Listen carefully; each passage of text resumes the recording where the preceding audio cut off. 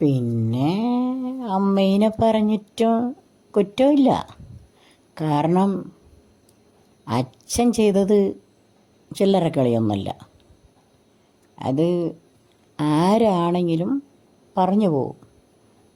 അതാണ് അമ്മ പറയുന്നത്.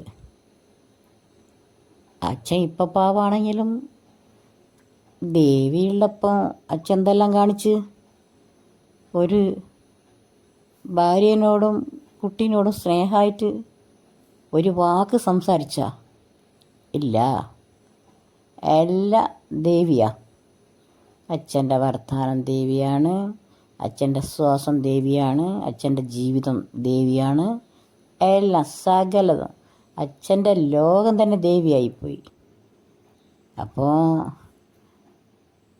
അതിൻ്റെ ഇടയ്ക്ക് അമ്മയും കുഞ്ഞനും സഹിച്ചത് ചില്ലറയൊന്നുമല്ല. അത് പറഞ്ഞാൽ മനസ്സിലാവില്ല. അത് അനുഭവിച്ചവർക്കാണ് അത് മനസ്സിലാവുക. വലിയൊരു തീപ്പാട് പോലെ ഉണ്ട് അത് മനസ്സിൽ. അതാണ് ഈ അമ്മ പറയുന്നത്. പിന്നെ വിചാരിച്ച് അമ്മ ഇങ്ങനെ കഴിഞ്ഞതിങ്ങനെ പറഞ്ഞുകൊണ്ടേ ഇരുന്നാൽ പിന്നെയും വെറുപ്പും കച്ചറകളും കൂടൂല്ലേ വീട്ടിൽ. അതാണ് പറയുന്നത്. അമ്മ അത് വിട്ടുകളാ. ഇനി അത് പറയാൻ നിൽക്കണ്ട. പറഞ്ഞിട്ടിനി എല്ലാം സംഭവിച്ചു പോയതല്ലേ. ഇനി പറഞ്ഞിട്ട് അത് ഇനി പറയും തോറും കൂടുതൽ മനസ്സിൽ സങ്കടവും വേദനയും ഉണ്ടാവില്ലേ. അതങ്ങ് ശംശികളമായി പോട്ടെ. എന്ത് ചെയ്യാനാ ഇപ്പോൾ നമ്മൾ റോഡുമ്മ കൂടി പോകുമ്പോൾ റോട്ടിൽ എന്തെങ്കിലും അറിയാണ്ട് ചാണകമോ ഇല്ല വേറെ എന്തെങ്കിലും ചവിട്ടിപ്പോയിട്ടുണ്ടെങ്കിൽ അത് അന്നേരം കാലങ്ങ് കൊത്തി മാറ്റിക്കളയോ? ഇല്ല. അത് കഴുകി വൃത്തിയാക്കിയിട്ട് നമ്മൾ പോകൂലേ. അതുപോലെ കരുതിയാൽ മതി. കടന്നുപോയ സംഭവങ്ങളൊക്കെ പിന്നെയും അത് തോണ്ടണ്ട എന്നാണ് പറയുന്നത്. പക്ഷേ ഇത് ആര് പറഞ്ഞാലും അമ്മയ്ക്ക് വെറുപ്പാണ്. ഞാനല്ലേ അനുഭവിച്ചത്, ഞാനല്ലേ ഓൻ്റെ അടുത്ത് ചവിട്ട് കൊണ്ടത്, ഞാനല്ലേ അടി കൊണ്ടത്, ഒക്കെ ശരിയാണ്. അതിലൊന്നും ഇല്ലെന്ന് പറയാൻ പറ്റില്ല. അതെല്ലാം സാക്ഷിയുണ്ടല്ലോ. ദൈവം ഇത് കാണുന്നുണ്ടല്ലോ. അത്രയും ചെയ്തിട്ടുണ്ടല്ലോ. പക്ഷെ എന്ത് ചെയ്യാനാ, ഒരു സമയദോഷമെന്ന് കരുതുക. പിന്നെ എന്ത് ചെയ്യാനാ. പിന്നെ ഒരു അത്രയും എല്ലാം ചെയ്ത ഒരു മനുഷ്യൻ ഇപ്പോൾ ഒരു നന്നാവണം, ഇനി അങ്ങനെ ചെയ്യാൻ പാടില്ലെന്ന് തീരുമാനിച്ചിട്ട് അയാളൊരു ഇനി നല്ല ജീവിതം ജീവിക്കാമെന്ന് വെച്ച് തീരുമാനിച്ചിരിക്കുമ്പോൾ നിങ്ങളിങ്ങനെ തുടങ്ങാൻ പാടില്ല എന്ന് ആരെങ്കിലും അമ്മേൻ്റെ അടുത്ത് പറഞ്ഞാൽ ഓലോട് വെറുപ്പ് ഷിണ്ടി കാട്ടോ അങ്ങോട്ട്. എന്ത് ചെയ്യാനാ. പിന്നെ ഇങ്ങനെ പിന്നെയോ വീട്ടിലെ പണികളെല്ലാം ചെയ്ത് കഴിഞ്ഞ് പിറ്റേ ദിവസം പണിക്ക് പോകും. പിന്നെ സെൽവി മാത്രമല്ലേ ഉണ്ടാവുള്ളൂ വീട്ടിൽ. ഇങ്ങനെ വേറെ 10 വീടുണ്ടല്ലോ. 10 വീടുകളിലും കുട്ടികളെല്ലാം അവിടെ ഇല്ലേ. അപ്പോൾ കുട്ടികളൊക്കെ പോയിട്ടാണ് ഈ ഹൗസ് ഓണർ സമ്മതിച്ചത് അവിടെ നിൽക്കാൻ വേണ്ടിയിട്ട്. ഇനി മേലാൽ എന്തെങ്കിലും ചെയ്തിട്ടുണ്ടെങ്കിൽ ഇവിടെ നിന്ന് ഒഴിവാക്കുമെന്നൊക്കെ പറഞ്ഞത്. അപ്പോൾ ഇവർ പണിക്ക് പോയി. കുട്ടികൾ അവിടെ നിന്ന് കളിക്കുന്നുണ്ട്. എന്നിട്ട് അച്ഛനൊരു സ്വഭാവമുണ്ട്. അച്ഛൻ്റെ വീട്ടിൽ നിന്ന് ആരെങ്കിലും വന്നിട്ടുണ്ടെങ്കിൽ അച്ഛൻ അപ്പാടും എട്ടും പൊട്ടും തിരിയില്ല, അപ്പാടും പറക്കും, തറയിൽ നിൽക്കൂല. ഭയങ്കര സന്തോഷമാണ്. ഏട്ടനെയോ ഏട്ടൻ്റെ മക്കളെയോ ആര് വന്നാലും വായിക്കില്ല. അന്നേരം ചിലവും ഇത്ര ചിലവാക്കണോ, ഇന്നേത് വാങ്ങി കൊണ്ടുവരണം എന്നൊന്നും ഒരു കണക്കൊന്നും ഉണ്ടാവില്ല. 1000 കിട്ടിയിട്ടുണ്ടെങ്കിൽ 1000-നും വാങ്ങും, 5000 കിട്ടിയാൽ 5000-നും വാങ്ങും. അങ്ങനത്തെ ആൾക്കാരെ കണ്ടു കഴിഞ്ഞാൽ അങ്ങനത്തെ എന്തോ ഒരു സ്വഭാവം. അത് സ്നേഹം കൂടുതലത് കുടുംബത്തിനോട്. കാണുമ്പോൾ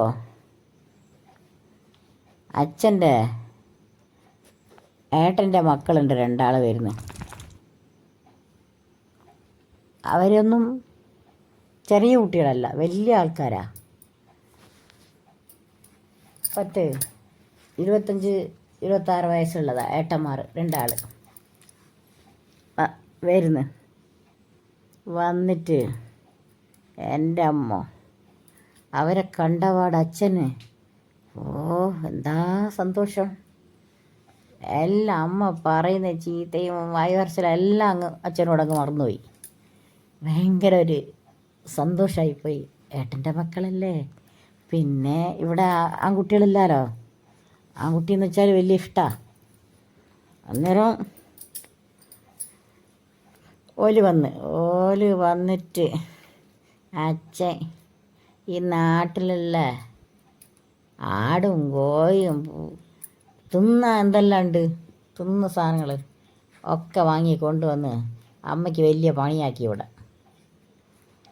അമ്മയ്ക്കുണ്ട് ദേഷ്യം പിടിക്കുന്നു. അമ്മയെ സഹായിക്കാൻ ആളില്ലാലോ. ഒറ്റയ്ക്ക് തന്നെ ഇതെല്ലാം ഏലാക്കണ്ടേ.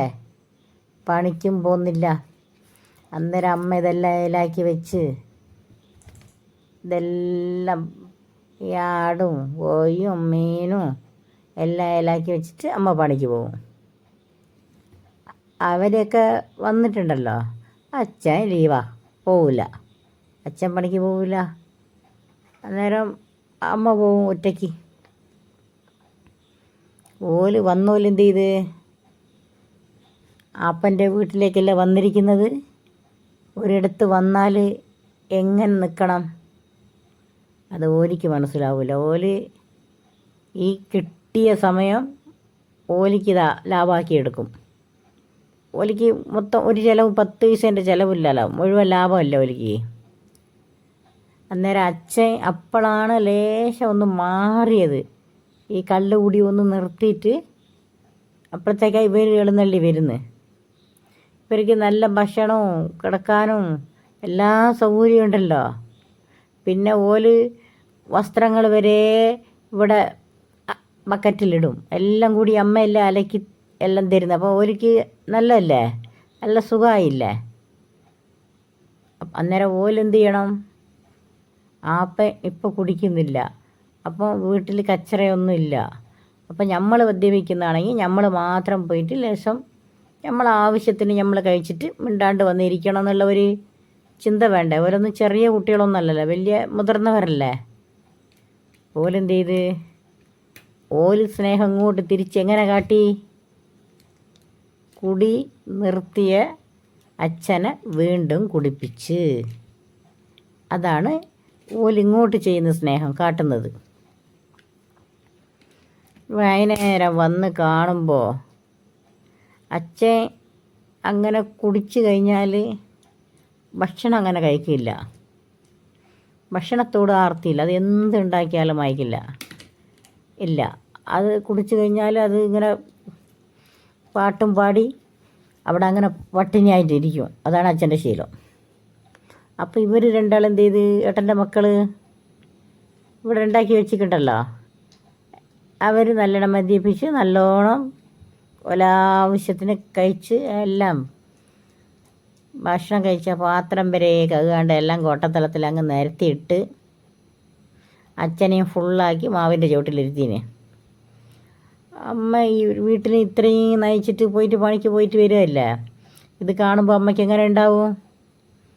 അപ്പാട് മഴ എടുത്ത് ചീന്തണ്ട ദേഷ്യമുണ്ട് അമ്മയ്ക്ക്. ദേഷ്യമുണ്ട്, പക്ഷെ ചീന്താൻ പറ്റൂലല്ലോ. കാരണം മരമല്ലല്ലോ, മനുഷ്യന്മാരല്ലേ. എങ്ങനെയാണ് ചീന്താൻ പറ്റും. അത് മാത്രമല്ല ബാല്യക്കാരാണ്, എല്ലാം മദ്യപാനികളാണ്. അവരെയൊക്കെ തൊടാൻ പറ്റുമോ? ഓലിക്കൊക്കെ ഒരു ആനേൻ്റെ ബലം ഉണ്ടാവും തൊട്ട് കഴിഞ്ഞാൽ. അങ്ങനത്തെ ആൾക്കാരാ. അന്നേരം നോക്കുമ്പോൾ അച്ഛൻ ഫുള്ളായിട്ട് അവിടെ ഇരിക്കുന്നത്. അമ്മ നോക്കി വൈകുന്നേരം വന്നിട്ട് പണിക്ക് പോയിട്ട്.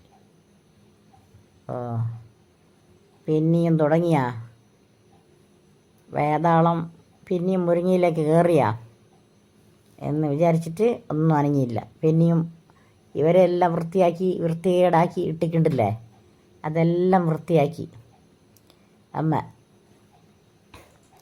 വൃത്തിയാക്കിയിട്ട് പിന്നെയും അടുക്കളപ്പണി ഉണ്ടാവില്ലേ, ഇതെല്ലാം വെച്ചതെല്ലാം തിന്ന് തീർത്തില്ലേ രണ്ടാളും.